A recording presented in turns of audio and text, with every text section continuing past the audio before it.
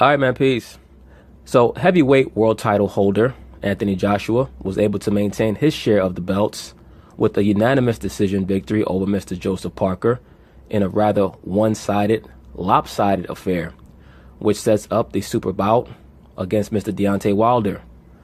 Once again, brothers, in watching this fight, what I saw from Anthony Joshua is that he's a pretty much meat and potatoes, up and down, straightforward fighter. He does not have particularly good head movement. His feet are a bit slow. Fortunately for him, Parker's feet were quicker than his, but just a tad bit quicker. And Parker was not willing to sell out enough to win the bout.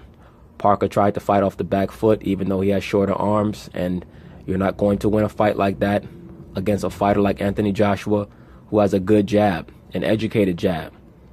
I wouldn't say that he has the best jab in the division, but he has a good educated jab. And we all know that he hits extremely hard with both hands.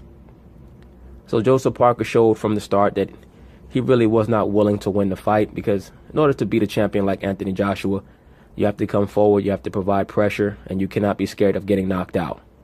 And Parker was clearly worried about getting knocked out. And he does not have the transcendent boxing skills that it would have taken to fight and beat Anthony Joshua decisively, fighting off of the back foot. So that brings us once again, hopefully, to the potential super bout against Deontay Wilder.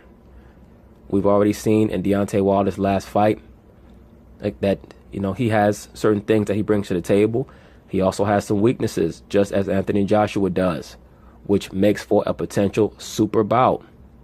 Because the greatest and most exciting fights in history are fought between world champions or championship level fighters that have great pros and very glaring cons as well. Like I brought up in the past, the reason why the Muhammad Ali versus Joe Frazier fights were so great was because the strengths of both fighters were the weaknesses defensively of the other fighter. So Ali's best punch was the jab. Joe Frazier could not stop a great jab. Joe Frazier's best punch was the left hook. Ali could not stop a left hook to save his life. Most of Ali's knockdowns, when he was knocked down by his opponent, came from a left hook. Whether it was Sonny Banks or Henry Cooper, of course Joe Frazier, etc. So that is why when he got in the ring with Joe Frazier, the fights were always exciting. We'll see what happens here with Mr. Anthony Joshua and Deontay Wilder, assuming that they're able to make the fight. I will say this about Anthony Joshua. He showed much better patience in this fight. He also showed much better conditioning than I've seen from him in a while. But it's hard to truly gauge how great his conditioning was, because Parker did not really put the pedal to the metal and try to pressure him and make him react. But when he did pressure him, Joshua did a very good job of wrapping him up, maintaining the pace of the fight that he wanted, and once again going back to that educated jab. Deontay Wilder, if he wants to beat Anthony Joshua, he's going to have to do quite a few things that I'm not quite sure Deontay is going to be able to do. Because Joshua's style is much more classical than Deontay Wilder, who has a perfect name. He's very, very wild. Can he catch Joshua with one of those overhand rights? If he does beat Joshua, it's going to be because he catches him with one of those overhand rights followed by a tight left hook. Or maybe knowing Deontay, one of those big wild left hooks that he puts his whole body into. We'll see. I would advise Anthony Joshua to work on tucking his chin behind his left shoulder when he gets in there against Deontay Wilder. That's going to be half the battle.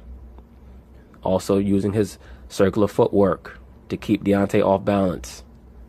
Deontay is someone who's always looking for the knockdown, always looking for the knockout. When you're fighting fighters like that, the best way to frustrate them is with circular movement, deliberate circular movement, feints to the body, head movement, and also holding. If you have to, hold and hit. If the ref is not watching, you want to frustrate Deontay because he is a hothead. He is a hothead. And as we saw in his last fight, he can be hurt. He can be wobbled. So we know that he's not someone that necessarily has a chin that is impervious. And Joshua probably has the best power, if not the best power. He's one of the top 3 punchers at that division. All right, so now we heard a lot from Mr. Anthony Joshua there. But the most pertinent thing that I heard him say was that he wants Wilder or Fury at the end of all that. which means that most likely he's going to end up fighting Tyson Fury. Because if he truly was to focus on fighting Deontay Wilder as he was exclaiming, then he would have just said, I just want Wilder. That's all I want. I only want Wilder. So we'll see if they make that happen. Eddie Hearn was kind of trying to finagle his way out of the Wilder match by stating that everything is all good on our end. Basically, what he was implying was that there's an issue in the negotiations with Al Haymon. And Al Haymon does not lose negotiations.